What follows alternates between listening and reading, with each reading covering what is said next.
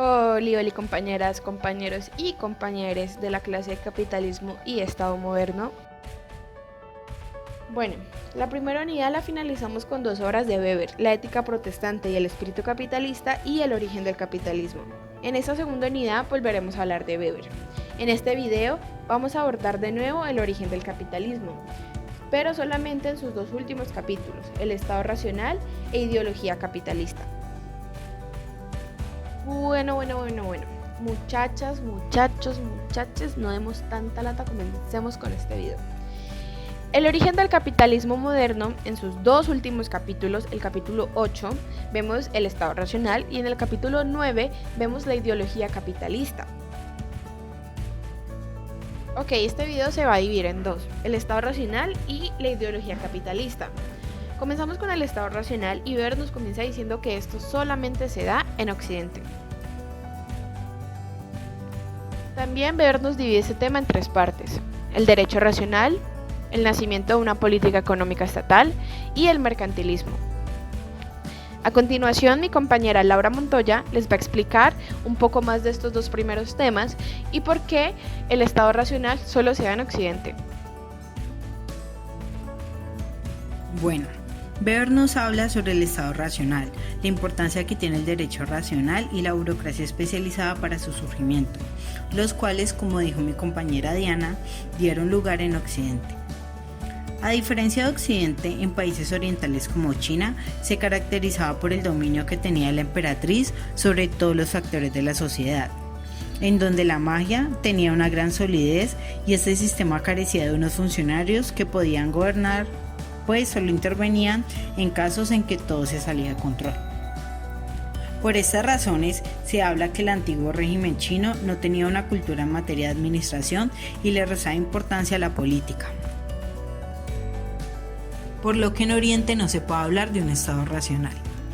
Ahora, para introducirnos al estado racional que propone Weber en su libro El origen del capitalismo moderno, primero que todo debemos decir que la convergencia entre el derecho racional y la burocracia especializada. Para el nacimiento del derecho racional, el derecho romano y germano ocuparon un papel fundamental. En primer plano, el derecho romano estaba compuesto por múltiples aportaciones de tradición jurídico-legal romana. Esta sistematización se une a las universidades italianas con la tradición del derecho germano, en el que las intervenciones en un proceso se hacían de forma más estricta sin que el encantamiento mágico tuviera lugar. Por eso era importante aplicar un tipo de estructura al cuerpo legal romano para el momento del litigio, el cual tuvo una gran influencia de la burocracia bizantina de la época de Justiniano, en el que ordena este derecho racional en interés de los funcionarios para que ellos trabajaran de una forma más técnica. De esta misma manera, seguimos con el segundo aspecto que propone Weber para la conformación de un estado racional, el cual habla del nacimiento de una política económica estatal. ¿Qué es esto? Es la manera en que las autoridades de un país toman el control sobre las decisiones y acciones dentro del ámbito de la economía, estableciendo directrices para su buen funcionamiento. La primera política económica estatal fue el mercantilismo en Inglaterra en el siglo XIV, gracias al surgimiento de las ciudades. Cabe aclarar que antes del mercantilismo no hubo una política económica estatal continua y sistematizada. Un ejemplo de esto fue en China, la cual era regida bajo un criterio religioso. En este país solo por un tiempo hubo un intenso tráfico que llegaba hasta la India, pero después se prohibió la comunicación con el extranjero, por lo que no había un movimiento de mercancías. También, por parte de príncipes y la iglesia de algunas ciudades, optaron por establecer precios, políticas fiscales, conceder privilegios a los mercaderes de la ciudad y exportar aranceles a un nivel más alto. A pesar de lo dicho anteriormente, nunca se estableció una política económica estatal hasta el mercantilismo que conocemos de Adam Smith. Bueno, ahora siguiendo con la propuesta de Weber, los dejo con mi compañera Diana, que les va a hablar sobre el mercantilismo.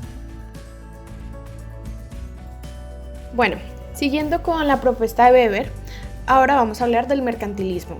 Según Weber, el mercantilismo es el traslado del afán de lucro capitalista a la política. Gracias a este sistema, los estados comienzan una competencia entre sí para tener una mejor tesorería y un mejor balance comercial. Esto se logra fomentando la capacidad tributaria de la población, haciendo crecer o estimulando su economía interna. Debido a lo anterior, surge un aspecto muy importante que es la teoría de la balanza comercial, que es el registro de las importaciones y exportaciones de un país en un determinado periodo, en el cual cuando hay más importaciones puede llegar a producir el empobrecimiento de un país. La primera manifestación mercantil fue la circulación monetaria en Inglaterra. Medio siglo después se establecieron ciertas normas para regir este fenómeno. La primera norma consistía en que los comerciantes extranjeros que vendían sus mercancías en Inglaterra estaban obligados a comprar mercancías inglesas. La segunda era que las mercancías inglesas que se vendían al extranjero, los comerciantes debían llevar cierta cantidad de dinero de esta mercancía a su lugar natal. En el texto nos habla de dos manifestaciones mercantilistas. La primera es la monopolista estamental, que hace referencia a la creación de monopolios comerciales regidos para minimizar la movilidad social. Y la segunda manifestación es el mercantilismo nacional, en el cual, en vez de crear monopolios, tratan de favorecer a las industrias ya existentes en el país.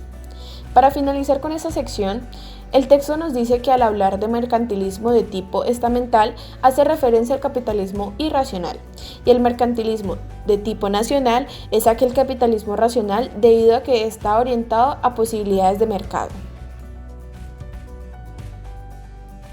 Bueno, ya abordamos el Estado racional. Ahora viene la ideología capitalista, a manos de Jacobo.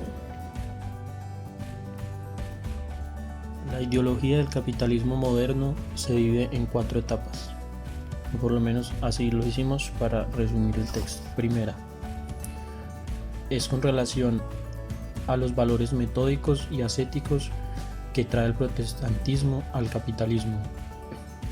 Segunda, la hostilidad hacia la magia.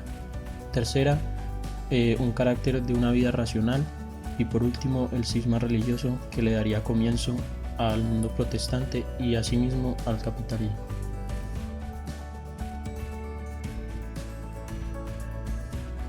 Empezamos con lo metódico y lo ascético.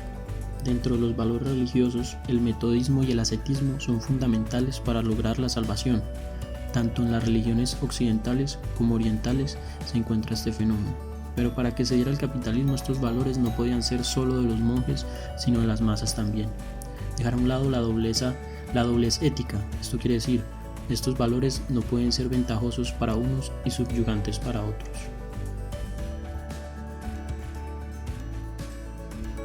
El segundo punto hace referencia a la hostilidad hacia la magia. Un factor importante del surgimiento del capitalismo moderno es la racionalidad. Por esta razón, dice Weber, el imperio de la magia es uno de los más graves obstáculos a la racionalización de la economía moderna.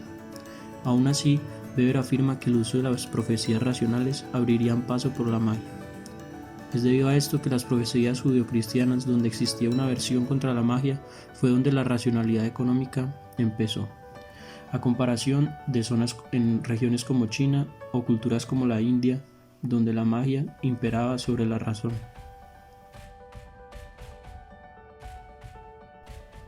El tercer punto hace referencia a una vida racional.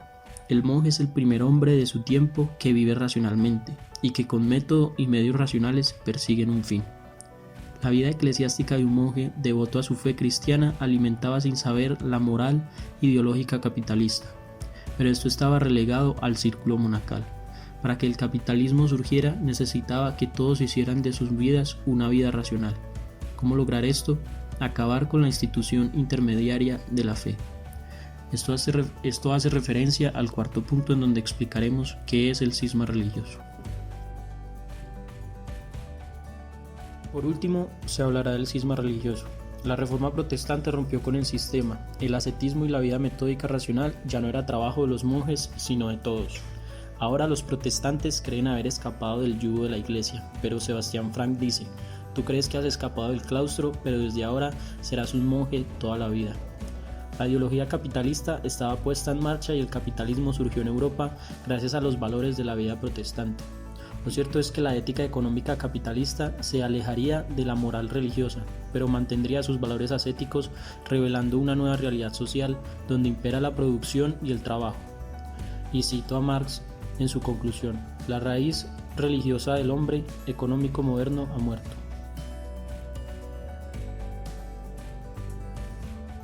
Bueno, con esto concluimos. Muchísimas gracias a todas, todos y todes por estar tan pendientes. Espero que les haya gustado mucho el video y aprendan mucho sobre Weber. Gracias.